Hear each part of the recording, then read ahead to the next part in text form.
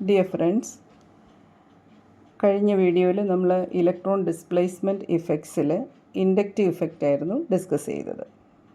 ഇന്ന് അതുപോലെ തന്നെയുള്ള മറ്റൊരു ഇലക്ട്രോൺ ഡിസ്പ്ലേസ്മെൻറ്റിനെ കുറിച്ചാണ് നമ്മൾ പറയുന്നത്. Electromeric effect. ഇൻഡക്റ്റീവ് ഇഫക്റ്റ് നമ്മൾ ഡിസ്കസ് ചെയ്ത് കഴിഞ്ഞു. Now it will discuss electromeric effect.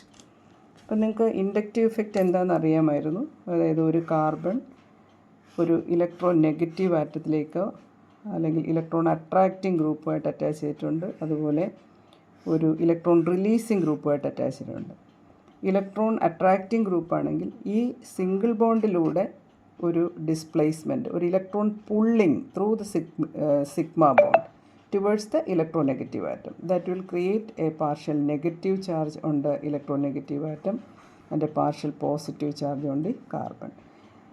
If this group attached group is an electron releasing group, that will release electron and there is a shift of electron towards the carbon atom through this single bond.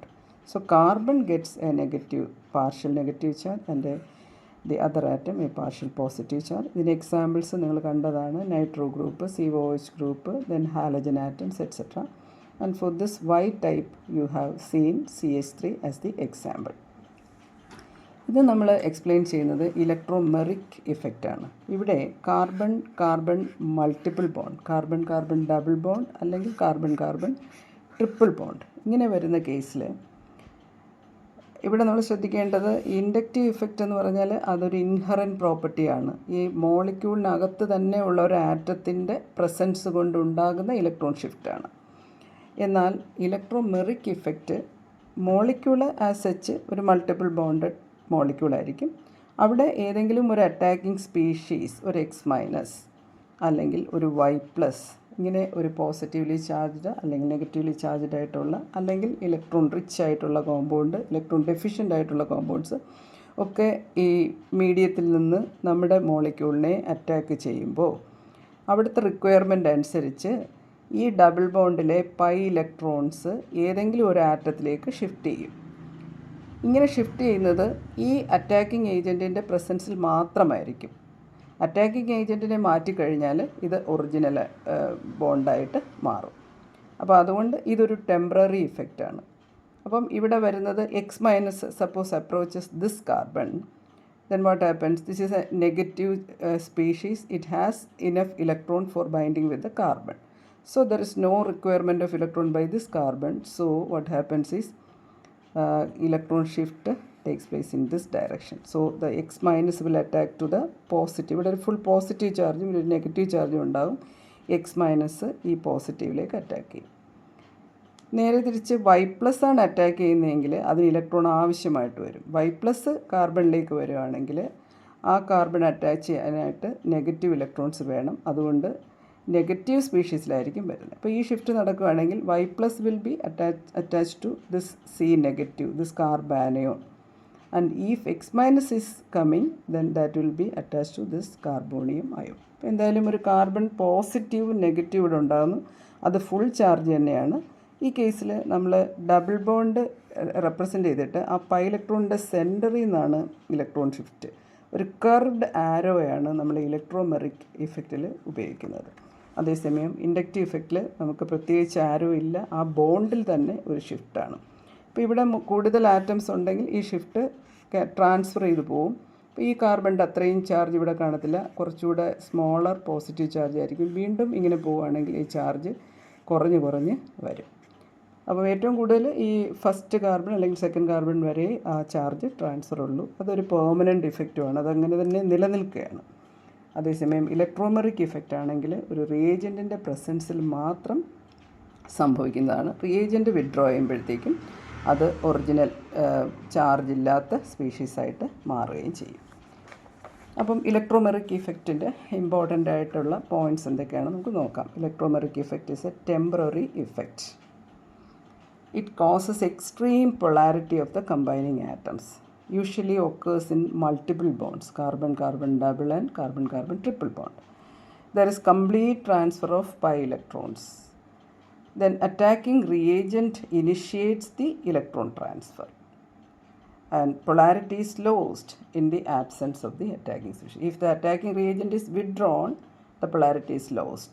Okay, the original multiple bond is retained and the charge disappears.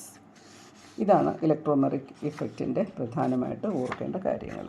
അപ്പോൾ അതൊന്ന് നമുക്ക് represent ചെയ്യാം. ഒരു C double bond C, അവിടെ representation എന്ന് പറയുന്നത് with a curved arrow. That arrow starts from the center of the pi bond towards the atom to which electron is transferred. In presence of the attacking reagent, ഇവിടെ നമുക്ക് OH- Cl- ഇങ്ങനെയുള്ള ഏതെങ്കിലും molecular species അല്ലെങ്കിൽ ionic species ആയിരിക്കും ഈ നമ്മുടെ reactant മോളിക്യൂളിനെ approach ചെയ്യുന്നത്. അവിടുത്തെ ആവശ്യമനുസരിച്ച് റിയേജൻറ്റിൻ്റെ നേച്ചർ അനുസരിച്ച് കാർബൺ ഷിഫ്റ്റ് നടക്കും. ഇങ്ങനെയാണ് ഷിഫ്റ്റ് നടക്കുന്നതെങ്കിൽ ഷിഫ്റ്റ് ചെയ്തെടുത്തേക്ക് ഒരു ഇലക്ട്രോൺ പെയർ കംപ്ലീറ്റ് ആയിട്ട് ട്രാൻസ്ഫർ ചെയ്യുകയും അതിന് negative charge, full negative charge ഉണ്ടാവും, ഈ ഫുൾ പോസിറ്റീവ് ചാർജ്. തിരിച്ചാണ് ഷിഫ്റ്റ് വരുന്നതെങ്കിൽ ഈ കാർബൺ നെഗറ്റീവ് ആകും, കാർബൺ പോസിറ്റീവ് ആകും. അപ്പോൾ നമുക്ക് മൊത്തത്തിൽ ഇലക്ട്രോമെറിക് ഇഫക്റ്റും ഇൻഡക്റ്റീവ് ഇഫക്റ്റും ഒന്നും കൂടെ ഒന്ന് നോക്കാം. ഇലക്ട്രോമെറിക് ഇഫക്റ്റിൽ നമ്മൾ റെപ്രസെൻറ്റ് ചെയ്യുന്ന ഒരു കേർവ്ഡ് ആരോ ആണ് centre of the multiple bond towards the atom. Inductive ഇഫക്റ്റിലാണെങ്കിൽ നമ്മൾ ആ സിഗ്മ ബോണ്ടിൽ തന്നെ ആരോ കാണിക്കുകയാണ്, ഏത് ഡയറക്ഷനിലാണ് ഇലക്ട്രോൺ ഷിഫ്റ്റ് അതനുസരിച്ച്. So electromeric effect happens in multiple bonds, inductive effect in single bond. This happens in presence of an attacking reagent where inductive effect is an inherent effect where an electron attracting or releasing atom or group is present in the molecule. Then here it is extreme polarity due to the complete transfer of the pi electrons, the pi electron pair. Partial displacement through a sigma bond. So covalently bonded electron pair is attracted. There is only an attraction of electron pair. Complete transfer ഇല്ല. ഇതാണ് നിങ്ങൾ ഓർത്ത് വയ്ക്കേണ്ടത്. Then because of complete transfer here full positive and negative charge separation between the bonded atom. Here only partial charge development.